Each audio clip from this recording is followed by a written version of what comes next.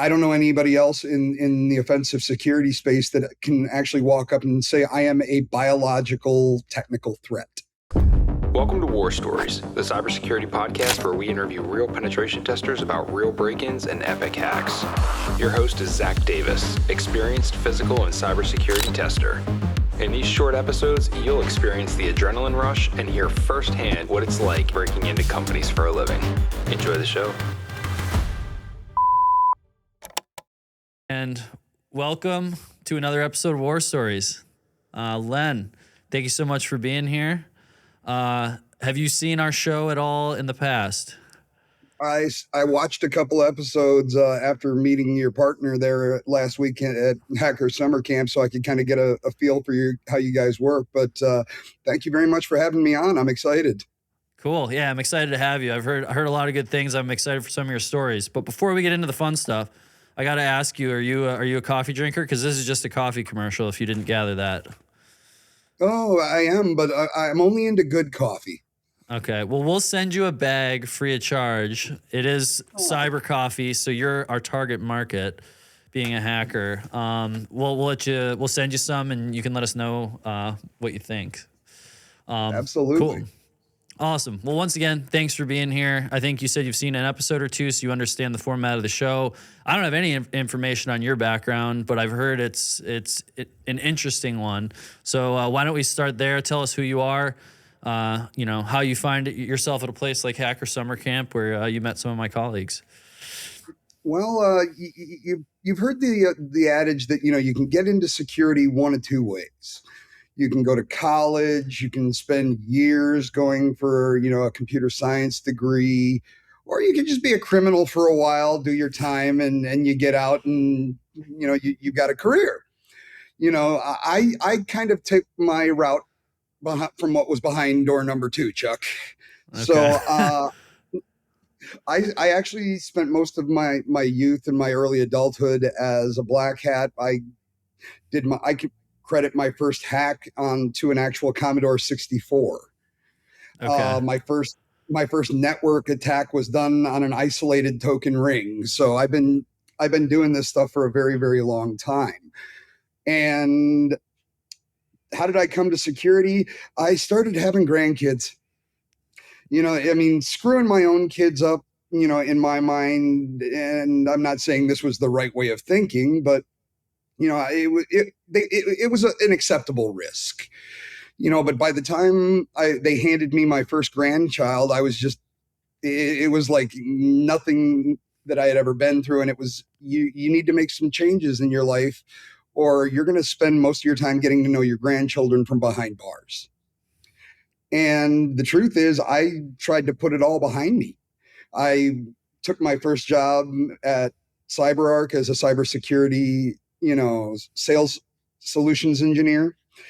And for the first 8 months of working there, nobody even knew I had a single tattoo. Nobody knew about my background, nothing, and honestly, it wasn't until Hacker Summer Camp of 2018 when they were like, Len, you're going to be working the booth. I was a booth dude, please come check out our products. That's how you went to your first DEF CON? That wasn't my first. That was the first time I had something. Oh, you're there officially. That was the first time the company allowed me to go. Before that, I was going on my own. But I was working the booth at Black Hat, and they were like, you can wear a polo. And it was the most bizarre thing you could ever imagine. There were definitely people much senior than I was there in the booth area, and nobody wanted to talk to the guys that were in the suits and ties and looked like anybody else from any other booth. They wanted to talk to the guy that was the visual interpretation of what they perceived the adversary would look like. So sure. I had no plans to go back into offensive security beyond the point of just being a blue teamer or selling product for my company. And it was my boss that actually decided that there's something here. And he started having me go out and give presentations. And I quickly went from being terrified of public speaking to actually seeing that moment of recognition in people's eyes, it was enough to where I got hooked on it immediately. And it's not even the point about being up on the stage. It was being able to convey information to people in a way that they got it, and they realized that they were actually taking risks that they didn't even realize they were taking. Cool. So public speaking engagements, starting to bring some of the I guess the hacker, call it the hacker manifesto, or the hacker methodology to regular folks as a way to, get security information out there. I think that's something we are trying to do with this podcast. What kind of stuff are you working on, if you can talk about it, or have you worked on in the past? Like, I guess, there's a lot of different specialties, a lot of different paths people take through security. I guess what's kind of your niche, or the stuff you focus on today, or my niche is I am actually the first acknowledged augmented ethical hacker. So my niche market is the fact that I have 10 microchip implants that I have between my elbows and my fingers that I use for the purposes of offensive security. You've got holy cow. That thing looks, I heard a little bit about this, but that's like a big disc. Yeah. So walk me through what you all have there. Holy cow. Is that a magnet? I have a magnet in my pinky. All right. Walk me through some of this stuff. I've never seen anything like it. So it was really kind of a crazy way that I came about these. I don't know if you remember back around 2015, 2014, there was a group coming out of Pittsburgh called Grindhouse Wetware. They were the big, they made a big media splash because they were the first group of people to come up with consumer grade implantable technology. Their first implant, I believe, was called the Firefly. And it was essentially kind of like the disc I have in my forehand, but it had a bunch of LEDs on it. Oh, excuse me. All it was a bunch of LEDs, and it was there to kind of act as a self-serving bulletin board. It was a way to say, look at me, I'm different. And I looked at it and it was like, I thought it was cool, but it wasn't for me because, back 2014, 2015, that was at the tail end of my biker career. And I was still doing stuff under the table and things that I probably shouldn't have been doing. And having some big glowing thing in my hand does not do good for trying to remain inconspicuous. Sure. So it just didn't make sense to me personally, but I started getting tattooed and body piercings at a very young age. I do flesh hook suspensions for fun. So the idea of body augmentation was not something that was really foreign to me as a concept. And I honestly didn't really think much about these kind of people for, quite a few years. And I was actually sitting on a canal in Amsterdam, walking past a tattoo parlor, when I heard someone talking about a different tattoo parlor in the next town down the train stop called Utrecht, where you could buy NFC implants and they would put them in right there on the spot in the shop. Okay. And my brain just went, what? You mean to tell me now we've gotten to a point where I can, as a consumer, buy something that I can put inside my body that will allow bidirectional communication with a piece of technology? And the old black hat in me just ramped up to the point where, what can I do with this? So I started out by using some wearables. I vetted a lot of the concepts for my implant-based attacks with NFC rings. Okay. And different bracelets and jewelry. And the first attack I came up with is, what if I could redirect someone's mobile device to a malicious website? Sure. There's already a built-in NFC tag for a URL redirection. So then it was, okay, what do I use as the attack methodology or the vector? Okay, beef. And yes, I know I'm carbon dating myself here, But Beef, the browser extension exploit framework, is still one of my favorite tools because people aren't looking for it anymore. And for any of your listeners that may not be familiar with that tool, that is that urban legend tool that if you log into the website, the bad guys are already in your computer. It uses Java to hook the browsers. It's cross-platform. And all I got to do is just get that browser to open that web page. The drive-by. So basically a drive-by. Mm-hmm. And I tested it. And the first couple of implants I got they didn't work for what I wanted them to. There's two different types of implants that you can get. You have bioencapsulation and bioglass.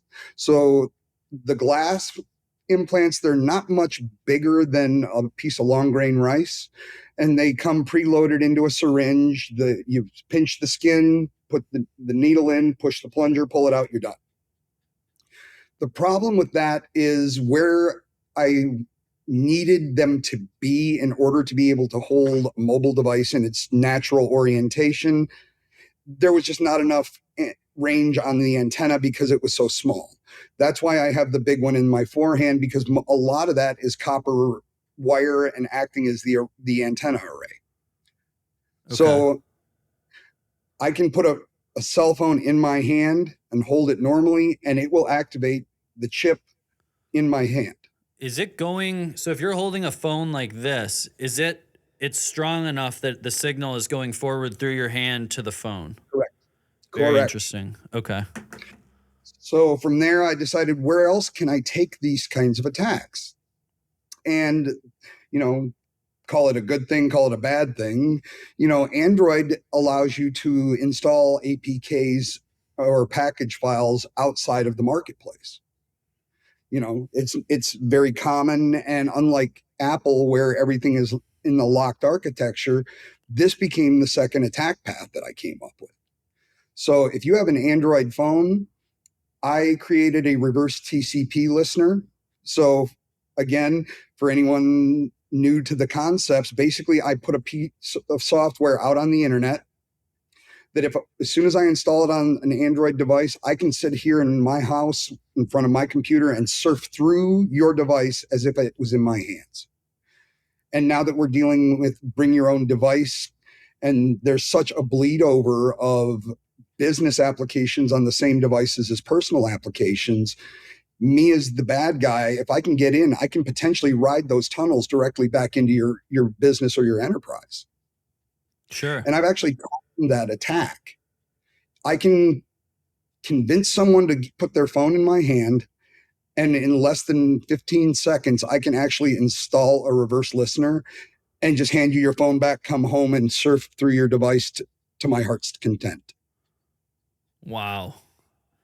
So how much of that is custom? I mean, I think from the sounds of it, almost all of it is custom code you've written. Nope. That's what I'm kind of wondering. Like, how hard would it be for somebody to recreate this type of a setup? And like, have you seen any real world, have you heard of any real world, I guess, use cases or ever heard of anybody else besides yourself using this type of a setup? Absolutely. I know of a couple of red teamers that have these same type of capabilities and they have been used in red team engagements. Wow. So the problem when it comes to identification, especially from a DFIR perspective, is you'll get a log that you can show that, yes, there may have been an NFC tag triggered, but you have no way of knowing where that initial tag was. Was it a card? Was it a ring? Was it an implant? So that leads me to the next point. When it comes to being augmented, one of the biggest benefits this has given me is the fact that if we take a look here in the United States, we have HIPAA. If you look at in Europe, you have GDPR. So the fact that these are inside my body gives them the same protections as any other medical treatment. I never even thought about that. They can't even ask me about them. Wow. I have obfuscation for my tools at a governmental level. And the hard part is the ability to detect someone like me is virtually impossible. You know, let's think about, your studio there where you're recording. I'm assuming you have some type of access controls because you got a lot of expensive equipment in there. If Yep. you want to make sure that somebody like me was not able to bring anything into your restricted area, or we can even talk about government locations where there's complete tech restrictions, you would need either a full body x-ray, and I'm not talking about the lido scanners that we see in the airports, because those are body scanners. Those are looking for density between the body and the clothing. They're not looking inside. That was going You to be would one of need my questions. Like, do you have trouble at the airport? But I didn't mean to cut none. you off. None. Wow. No, none. No, but okay, since you went there, my top three FAQs: how do you get through an airport? Left foot, right foot, right foot. All I have to do is, first of all, prior to actually having a full knee replacement, I've been traveling the world with these implants for almost 5 years, and I've never set off a metal detector once, because most of them are silicon. They're not metal. Sure. So never had a problem at an airport. Number two, frequently asked question: is this the same chip that's in my dog or cat? The answer is yes and no. Yes, it's the same technology. No, it's not the same thing. But that's the point. And we've only discussed attacks against mobile devices and tech. The one that I haven't told you about that is, in my opinion, 1,000 times more terrifying is the fact that I can actually skim your physical access badges. That was going to be my next question. Like, have you been able to, like, especially with the one on your hand or something else, do you have Proxmark type capabilities with that where you can Yes. steal RFID badges? Because I'm just thinking about it from a physical pen tester's perspective. We're trying to Oh, hide stuff in a laptop bag. You could just reach out behind them as it's hanging correct. off their hip. Wow. I have other tools for that, actually. Since you brought it up, I'm kind of a Proxmark kind of guy. Oh, awesome. So the way that works is like you said, I can walk up behind you. I can potentially use a flipper. I can use a Proxmark. Skimming the card is not the hard part. We can both agree on that. I then go outside. I write down this chip right here. Man, let me see if I can get you a better shot of that. So there's one right here. Yep. This one is actually can do 128 different physical access protocols: Prox, Pyramid, Diamond, Indala, HID. So what I do is I it's a two-step process. I skim the badge, then I write the information down to the chip, leave my cell phone, leave my Proxmark out in my car. So when I go in, I expect to be caught. But the fact that I have multiple other chips, if you have anything that's interfacing via RFID or NFC within your server room per se, all I have to do is wave my hand and I can infect your servers through physical contact or proximity. Sure. And even when you catch me, let's walk through it. You're going to probably call your operations team. They're going to throw me in the operations office, call the authorities. Cops will get there. What were you doing? Well, I've seen those computer racks tower things on the commercials. I didn't know it was restricted. How did you get in there? I just opened the door. And even if you look at your video, what are you going to see? My hand coming up and opening the door. And even if they saw the bulge in my hand, I have HIPAA backing me up by saying, I don't have to tell you. Wow. You're playing a different game. I'm playing a completely different game. I just came up with a couple of new attacks that I've added just for the purposes of that I added for my book release coming up next here on October 29th. Shameless plug for myself. No, that's book plug is away. Called Human Hacked: My Life and Lessons as the World's First Augmented Ethical Hacker through Wiley Press. We're available for pre-sales now wherever books are sold. We'll put the link down in the description so people can check it out, because I think they're going to want to get on the list for this one. I appreciate that. Yeah, this is the new world. I mean, I came up with an entirely new way of phishing and smishing that I would love to get your thoughts on how you would try and protect against. So let's just say you're friends with somebody interesting. Who should we make you best friends with? Let's say you're friends with once again Elon Musk. Why? Because he's the one that's handling my communications through Starlink for this conversation. So let's say I'm aware that you are friends with some famous celebrity, whoever they may be. I don't know, maybe you're not a fan. But what I do is I can pre-program either an email or an SMS into my implants. So if the celebrity is my target, I come up to you and, hey, check this out, man. I found this amazingly new cool video on YouTube. Let me see your phone for a second and pull it up. The minute your phone comes into my hand, it'll trigger the NFC tag. If it's an email, it'll open in your default email program, whether that's Gmail, Outlook, or whatever. And if you don't have any type of secondary authentication, I'm going to send that email as you. It's a text message, it's going to be a text message from you. It's still a fish, it's still a smish, but it is no longer coming from a fake account. So I'm wasn't aware that you could launch those types of give me a little background on NFC. So I think all of us are walking around with phones that are NFC enabled, and we're maybe used to Apple Pay or that type of thing, but you can use it sounds like you can use NFC to launch all sorts of other functionality from your phone I've never heard of this, and I'm in the industry. I would suggest look up NFC tag actions. There are actual tools out there. I have to keep my tags blank just because I don't want to potentially infect someone by accident. So I actually program them on the fly with my cell phone. So you have multiple tags. You can, one of the gnarliest and nastiest attacks I've come up with so far is I found a way to do what I call an implant instantiated man in the middle attack. Okay. So some of the things that you can do with NFC tag actions, this requires 2 different microchips for me to do this. Hey, let me see your phone. I got a video that I want to show you. The minute your phone comes into contact with my hand, the chip is programmed with a URL redirection NFC tag action. So that basically is either going to pull up a web page or try to download a file. And what it's downloading is the root certificate to a proxy server. Wow. Want to guess where I'm going with this? Yeah, I was just going to say, so you set the root certificate on the device. I'm assuming you can do all that via is it like NFC actions plus a script? And then no, it's not even an action. It's not even an action. All I'm doing is using the ability to reach out to the internet to a target and pull down the certificate.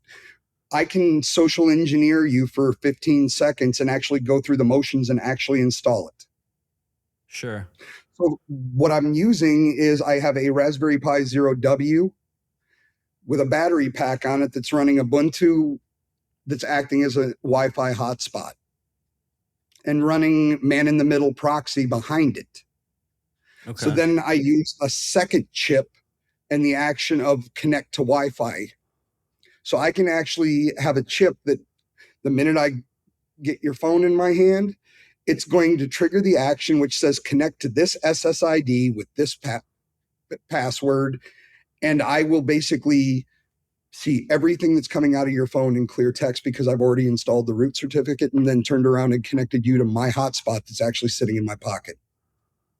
Wow. I mean, I just haven't heard of this kind of stuff, but I would think the different weaponization opportunities are just endless. There's so many different things you could potentially do.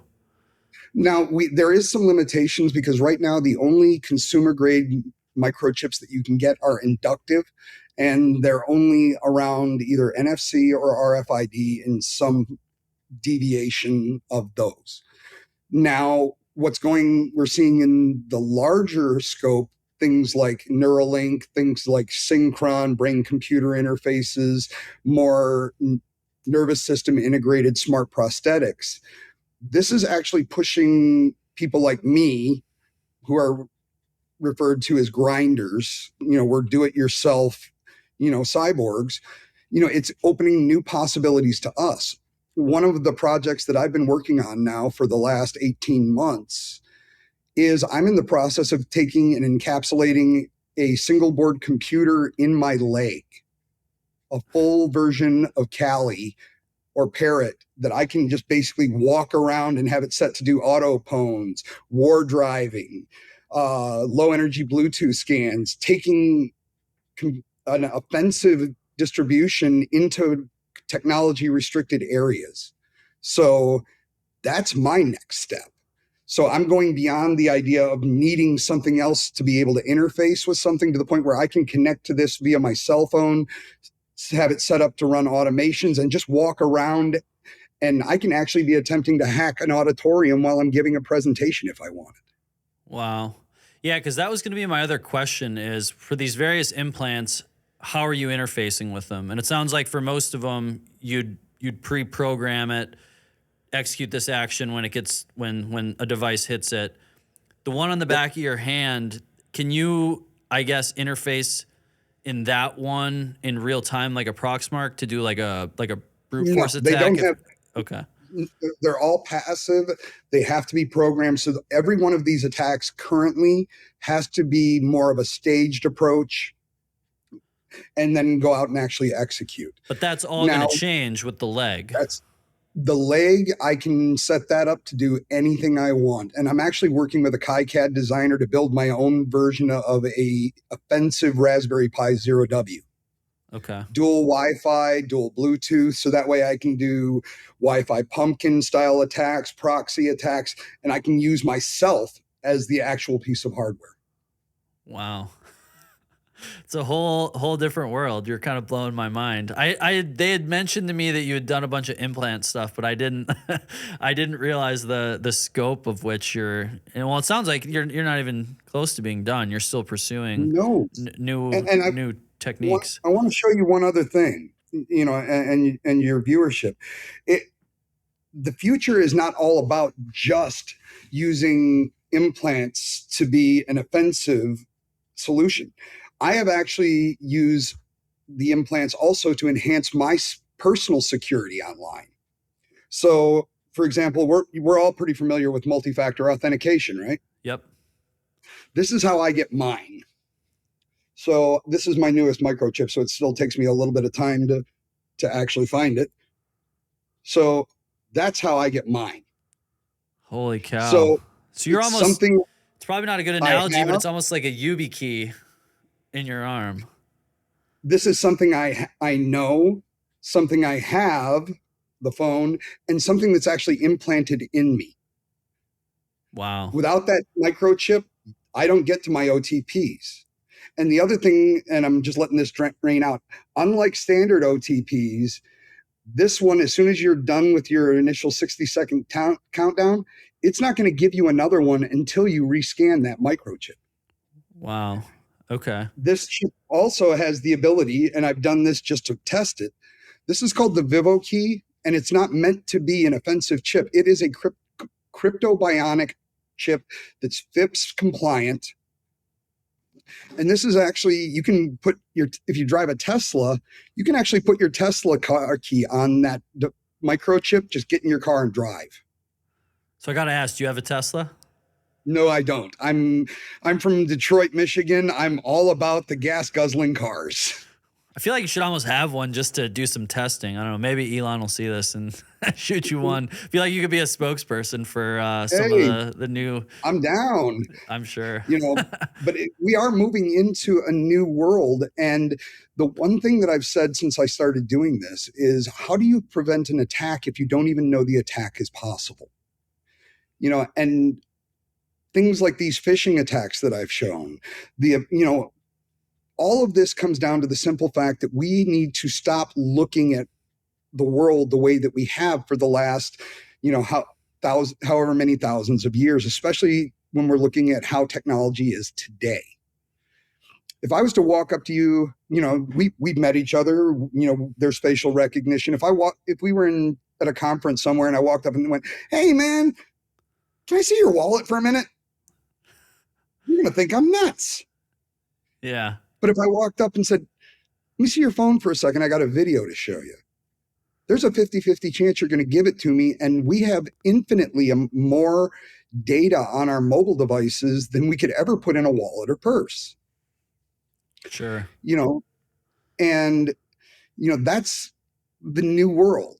And the last point I want to make on this is, you brought it up earlier.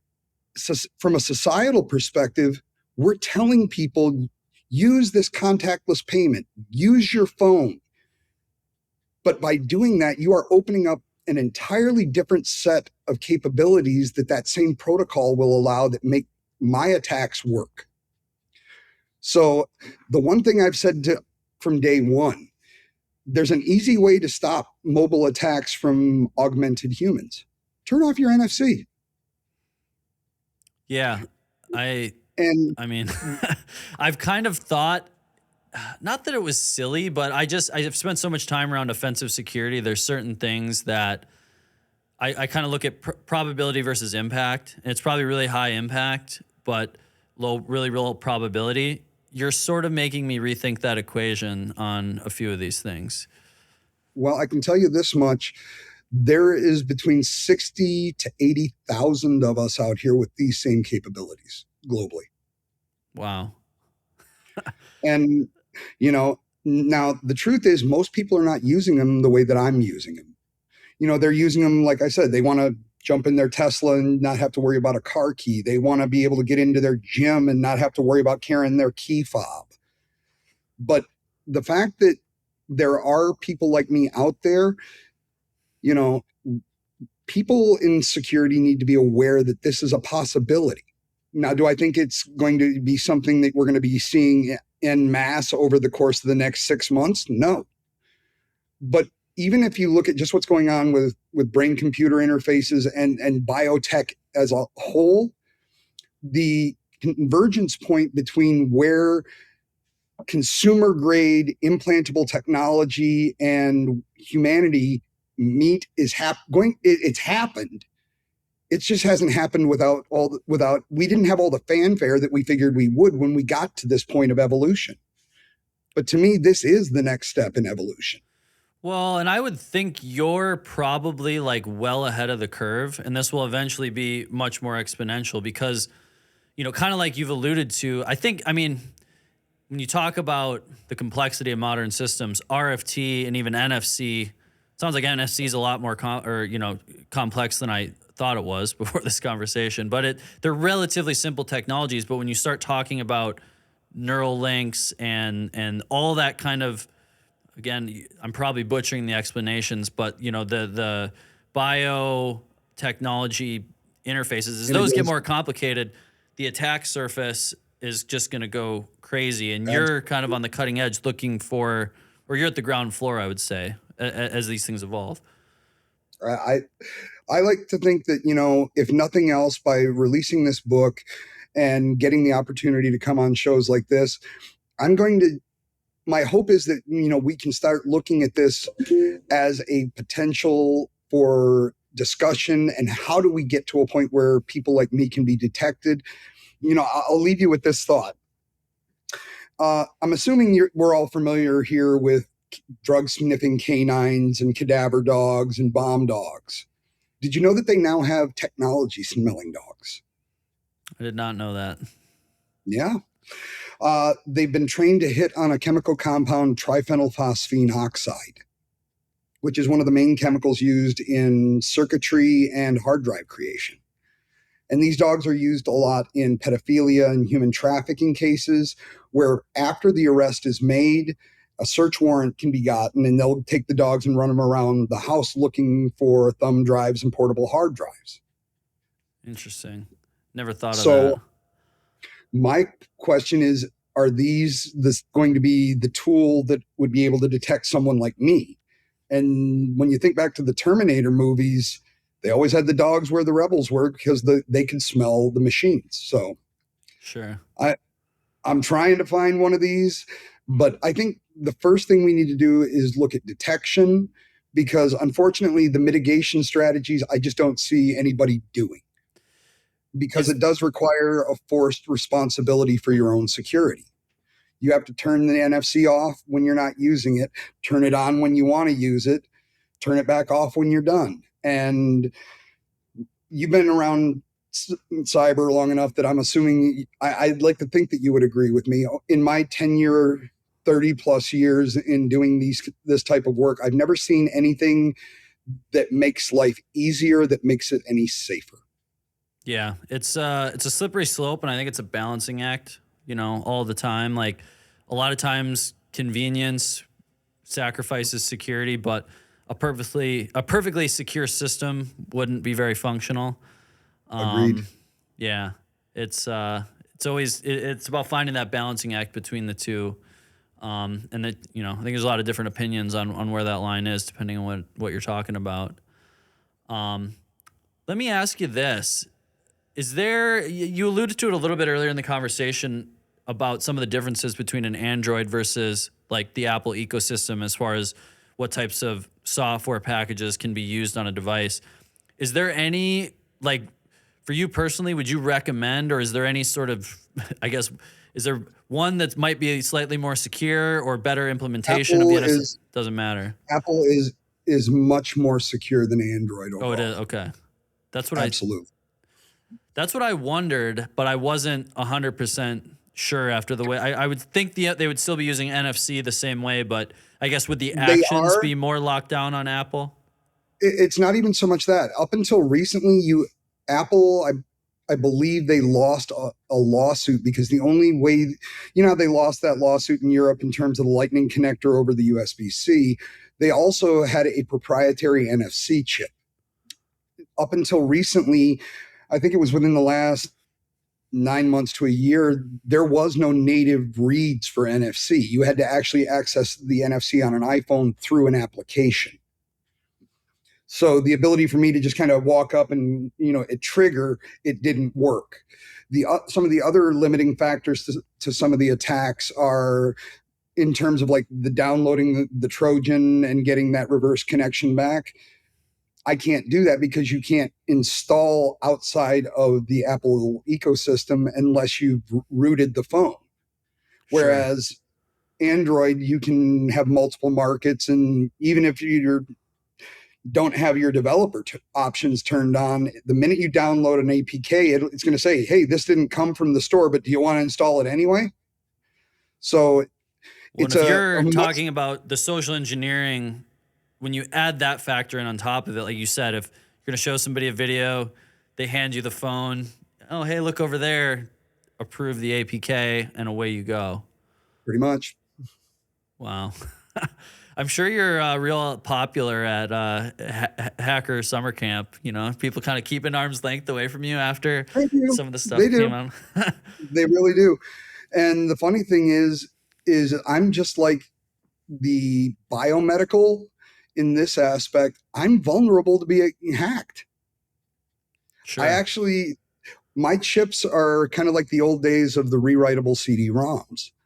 They're open right now and I can continue to rewrite them, but they can be closed and written down and basically finalized, at which point I would actually have to pull the chip out, put a new one in. So I actually have Faraday fabric lined gloves that I had custom made for when I feel like I'm going somewhere where I may be attacked. Wow. Yeah, I never even thought about that side of it. So that I have, you can't see any of them right now, but I got tattoos and piercings as well. And was kind of surprised when you said the first time you encountered this was Amsterdam, and they were talking about doing it at a tattoo parlor. But it kind of makes sense because if anybody's familiar with like a dermal piercing, the tattoo artist basically makes a small insertion, puts the piece of metal that's got like a base on it, it heals up, and then it's stuck in your skin. How have you, or what's the process actually look like to swap these things out? Because I think you mentioned the microchip that goes in with a syringe, similar to, a microchip in a, that you probably see with a pet grain of sand. Right. Some of those look bigger. The one in your hand is obviously bigger. Did you do those yourself? Did you do it at a tattoo parlor? No. Okay. No, actually, I had it all done through, and another shameless plug for my body mechanic. All of my work has been done through a body modification artist here in Austin, Texas, named Pineapple Tangora, and he runs Shaman Body Modification. Okay. So the flexible membrane implants, like the big one on the top of my hand, that was a scalpel dermal elevators to separate the skin in the dermis from the muscle tissue to create a pocket. The implant was put in, and then it was skin glued closed, and it was all done without any anesthetic. That's what I was going to ask, is how much of this is, it sounds like that All would be pretty painful. Like, it, it yeah. was,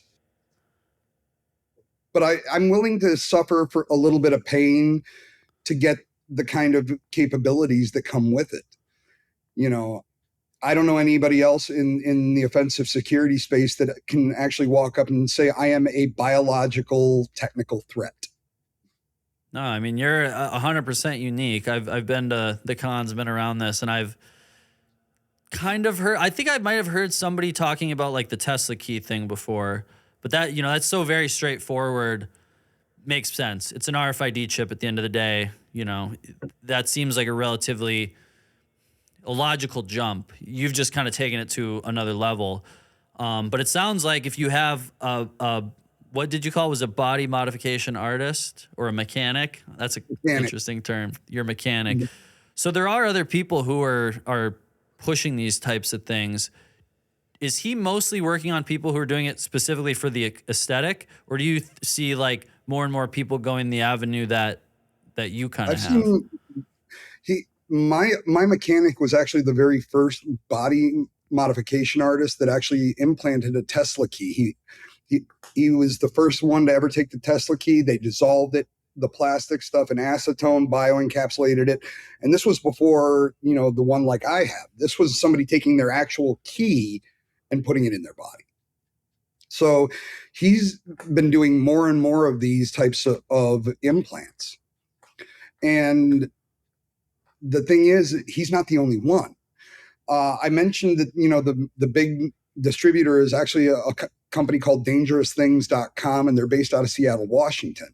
And if you go to their forum, they have a complete thread on installers, and there's a map, and there are people like him all over the world, that can do these types of implants. And it's a small community, but it's one that we're very close knit in the fact that we all know and have gone through something to be a part of this group. Wow. Yeah. I mean, it's certainly super unique. Yeah. I again, the implants were mentioned, but I thought it would, maybe you'd done a few more interesting things along the Tesla key idea, but the weaponization is just such, never would have thought it was going that direction already. And that's super, super cool. You got any unique, I mean, this is war stories after all. You got any super unique stories on how you've used it or anything else? I know you've got a unique background. I think that my funniest war story, and I wasn't even attacking anything at the time. It's an implant story. I had flown back home to Detroit, Michigan to take care of some family stuff. And I was renting a car from like Avis or Budget or one of them. And it was one of those times where there was one person working the counter and 700 people in line. So you're sitting there forever. And I'm like, man, I'm getting thirsty. So they had a vending machine over in the corner. And I walked up, boop, got my drink, went back to line. Apparently there was an older woman behind me that saw what I had done and thought that the machine was just, and I'm going to carbon date myself here. I think she thought it was like a Fonzie moment where you go up, you smack the machine, and it just gives you a drink. So she's over there and she's smacking it, hitting it, rubbing, shaking it. And after about 2-3 seconds, she just keeps looking over at me like, what did you do? And finally, she realizes that the machine is not going to give her a drink for free, walks back towards her spot in line, gets right up to me and just stares at me for like a good 10 seconds before she leaves. And in the back of my mind, I'm thinking, she's probably going, he's the devil.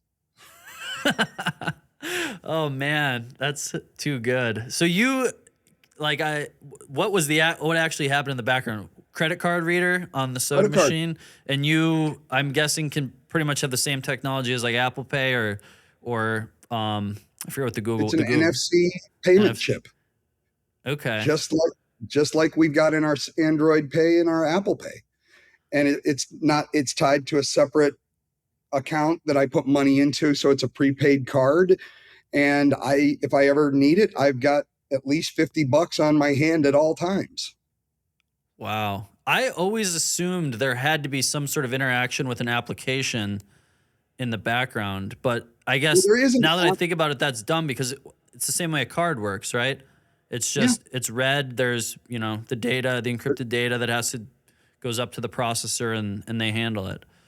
Yep, and it's all tied back to the UID of the chip or the card that's re- initiating the request. It's just known that account, that UID is tied to you or me. Then it goes to the account, figures out how much money is there. Is there's enough? Deduct this. Transaction done. Have you seen or heard of any application like this? More for the personal security. That's where my brain's going with it, but like around cryptocurrency. Like, are there people, hardware Absolutely. wallets, that type of thing? My crypto key is actually in that implant, that Vivo key. It'll also do. Uh, Let me pull this up real quick because the Vivo key is absolutely the one that I think will make implanted technology a lot more consumable by the masses, because it's something that actually gives you something you can use in your day-to-day life. So let me pull this up real quick and I can tell you some of what it can do. Let's see. It's a JCOB4 Java card, 3.05 support. It's got 83,872 bytes of EEPROM memory.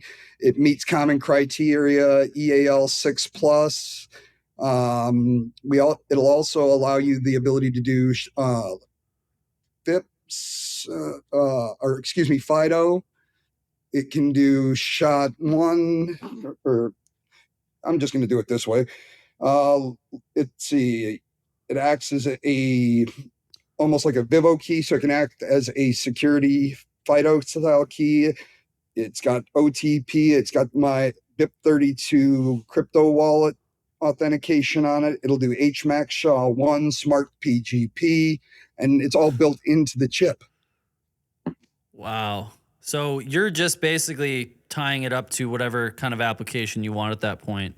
Like it's like yeah. Wow. That is super, super cool. You're making it kind of enticing, to be completely honest. I've recently converted to like just having the Apple Watch, which is, you can do quite a bit of stuff like that, but it's annoying where I'm not a watch guy and you have no need for that. I think No. I saw you had one on, but you definitely don't need it, like, except to tell the No. time maybe. And that's the thing. And this is where it's all going. And I'm hoping that, through your conversations like this, people will start to see that it's not all bad either.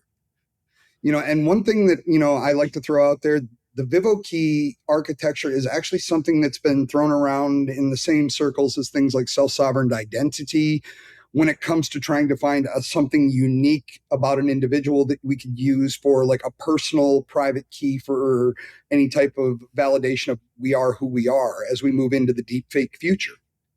I never even thought about that. Yeah, that's a whole really, I mean, even the way the AI technology is evolving, how long is it before even like sitting on a Zoom meeting, like how easy it'd be to have probably some sort of, mask put on that's indistinguishable. But if you had You some heard sort about of, what happened in Asia a couple of months ago, right? I don't think so. There was, I don't remember the exact bank, but there was a financial worker that was called into a video conference by what he thought was his CFO. And when he got into the Zoom, the CIO was there, the CEO, the CFO, and they were like, we're doing, I don't remember all the details, but it was like, I don't know if it was they were doing an acquisition or what the excuse was, but they needed to transfer $25 million. And there's what he thinks is basically his executive board giving him permission. They were all deep fake. And he transferred the 25 million. Oh my gosh. I've been waiting to hear how long before some sort of voice changer thing or video or whatever, because that's kind of the thing with social engineering. You can take it so far with an email, but like as soon as it's real time communication, and that's just going to be I think it's going to change the way we have to operate. I mean, I remember 10 years ago when everybody was complaining about MFA codes, and now that's just like the norm. People want them. How long before just who you're talking to, like we are over a meeting, is going to be like, there's going to have to be some other level of authentication. Yeah, there's no SSL for an individual. Yeah. Yeah, it's really, I remember when crypto first came out, the idea that you could like walk across borders with $1 million in your head if you memorized your private key always seemed kind of impractical. But that was another one that just jumped out at me. That's like, you literally can walk around with the $10,000 limit or whatever coming in out of the United States. It's like, who cares if you could just, you have it. It's there. There's just so many things once you start thinking about it. Yeah. What happens when you can start, if theoretically, that the single board I'm putting in my leg, what if I decided I didn't want it to be an offensive security? What if I wanted it to be a crypto wallet? Yeah. Yeah, there's just so many different applications. So going back to that really quick, I know we're kind of hopping around a bunch, and you might have mentioned it. How, I guess you said it would be, you're doing a custom like Raspberry Pi. Is it going to have like a wireless charger or something where you can... I'm looking into multiple different ways. I'm actually looking into what's going on with some of the graphene battery technology. Okay. I've looked into different fuel cells, and I'm also looking at inversion power for application, and not having a battery and just having it run in an on or off state when the power is applied. The issues that I'm running into is a lot of it comes around heat when it comes to charging the battery, which can actually degrade the abilities and capabilities of the bioencapsulation. So we're doing a lot of testing right now in terms of how hot is it going to get? Is it going to compromise the security layer between the metals and my body? I don't have a problem with being a guinea pig, but I don't want to do something just straight up stupid. You want to burn yourself if you can avoid it? Well, I mean, that depends. Do I get one of those cool Terminator legs if something goes bad? I'm not down. I might be down for that too. Have you had any negative side effects physically from any of the implants at this point, or has it all been pretty seamless? Just one? Just one, and it was because I'm an idiot. Okay. When I had the big one put in the top of my hand, my mechanic warned me ahead of time. He's like, "This is a big procedure. You need to start getting on Motrin at least 2 to 3 days beforehand to try and address the swelling." Well, I'm from Detroit. I don't need that. I needed that. So, after about a day and a half, I woke up one morning and there was almost like it looked like the top part of a softball on the top of my hand. Oh, man. Wow. And it was just all the fluid that had built up from where the skin was separated from the muscle tissue. Yeah, so I think that's like, it's actually like you had to pull it up, right? In order to create the pocket. Like your skin is... No. There was an incision made right here, and then there are tools which are called dermal elevators. So they're basically blunt objects that they use to basically pry the skin off from the muscle to create the pocket. Okay. You can't just pinch it and pull it. That's what I meant. You have to separate it, because otherwise it's my hand right now. It's all stuck to the muscles on top of my hand, but you had to separate that out in order to slide it up in there, so that it's causing a bunch of trauma in the area. How thick is actually the implant on your hand? Hang on, I can actually get you that. I actually have the website up right here.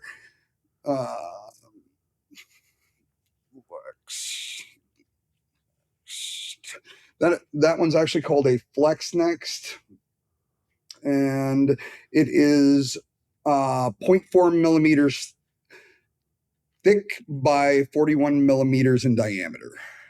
Okay. So I'm trying to think, what's a credit card? A credit card's like a millimeter? It's about a millimeter. So it's you're about like, half a credit card. Okay. Interesting. Wild stuff. Welcome to the new world. Yeah, I guess so. Well, before we end, any other stories you wanted to share today? Otherwise, I got to make you plug all your stuff again, and you're going to have to send me some stuff so I can put it in the show notes, because I think it was a lot, and I want people to be able to make sure they find you and pre-order the book and all that stuff. Well, you said this was war stories, so I had one other war story that I thought, in terms of just a good story. Let's hear it.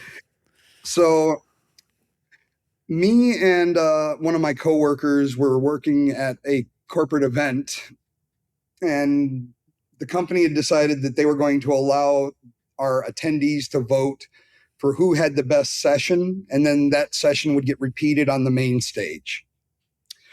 Well, we decided to hack the voting booth and actually had more votes than there were attendees. And this was at a very large conference center in Boston. And we decided that, this was right after the USB killers had come out, and I had one. Oh, man. So we were like, I know what we're going to do. We're going to blow up a computer on stage as the finale. Yeah.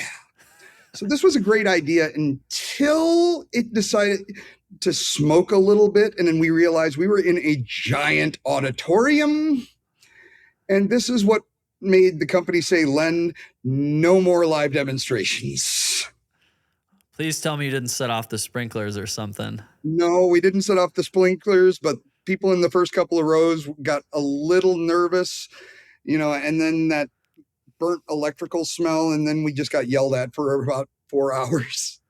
Oh, man. So I've heard the USB killers, I think there's various versions of those, but they basically, they heat something up so hot that like the capacitor blows.